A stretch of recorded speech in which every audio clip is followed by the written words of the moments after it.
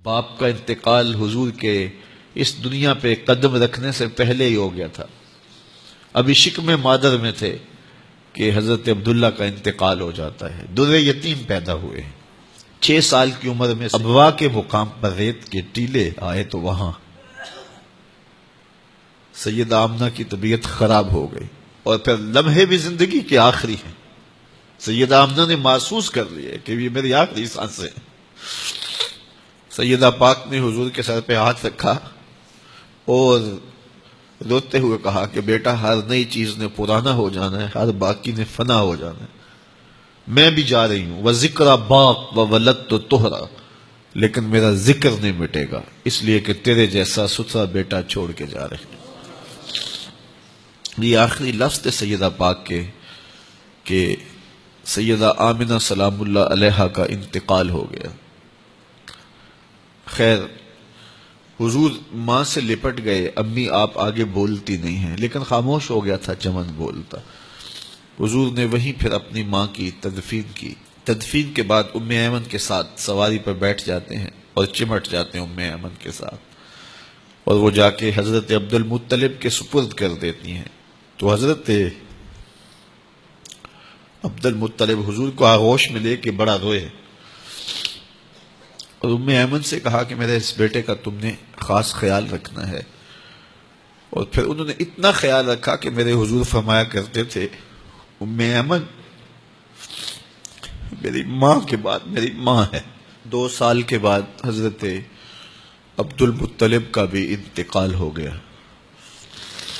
ابن حشام کے یہ لفظ سینہ چیرتے ہیں کہ جب امیر قریش کا جنازہ اٹھا تو سارا مکہ جنازے کے لیے امڑ آیا، لیکن لوگوں نے 8 سال کے ایک بچے کو دیکھا جو دیواروں سے لپٹ لپٹ کے رو رہا تھا. آج یہ سہارا بچھن گیا تھا. پھر چچا کی کفالت میں آئے. پھر ایک وقت آیا کہ وہ بھی اس دنیا کو چھوڑ گئے، اور اسی سال حضور کی اہلیہ کا انتقال بھی ہوا، اور اس سال کا نام عام الحزن، دکھوں کا سال رکھا. اہل مکہ نے جو سلوک کیا وہ کسی سے بھی مخفی نہیں ہے. پتھر مارے، گڑھے کھودے، کانٹے بچھائے، اجریاں ڈالی، اپنے گھروں کے کوڑے لا کے حضور کے گھر کے سامنے رکھ دیے.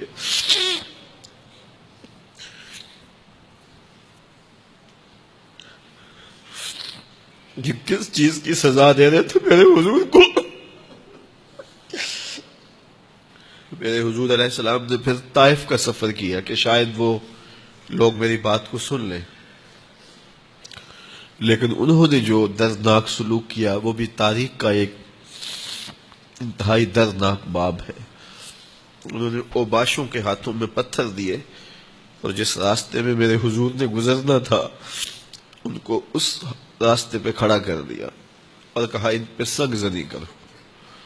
اور وہ آقا کریم پہ پتھر مارتے، حضور کے پاؤں پہ پتھر مارتے. آقا کریم علیہ السلام پاؤں اٹھاتے تو وہ دوسرے پاؤں پہ مارتے. پھر حضور شدت درد سے بیٹھ جاتے تو ان کے 2 گھنڈے دائیں بائیں سے آگے بڑھتے اور حضور کو کندھوں سے پکڑ کے اٹھاتے، پھر سنگ باری کرتے.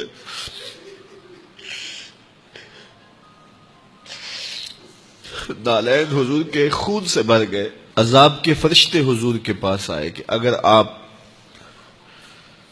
بد دعا بول دیں تو ابھی ہم ان پہاڑوں کو جوڑ دیتے ہیں اور یہ طائف کے لوگ پس جائیں گے. ان پہاڑوں کے درمیان آسمان سے پتھر اتریں گے، ان کے سر کچل دیے جائیں جنہوں نے آپ کو دکھ دیے. اب صحابہ جو ساتھ تھے انہیں بھی شدید آرزو تھی کہ حضور ان کے لیے بد دعا کریں، انہوں نے بڑا دکھ دیا. تو پھر حضور کے ہاتھ اٹھ گئے. صحابہ کا خیال یہ تھا کہ ابھی حضور کی زبان کھلے گی اور بد دعا کے لفظ نکلیں گے اور یہ پیس دیے جائیں گے. لیکن جب وہ لب کھلے، وہ پتلی پتلی گلے قدس کی پتیاں، وہ لب ہائے دور جب کھلے تو لفظ کیا تھے؟ اے اللہ میری قوم کو ہدایت دے دے، یہ مجھے جانتی نہیں. اور کہا کہ مجھے ان کی نسلوں سے ایمان کی توقع ہے.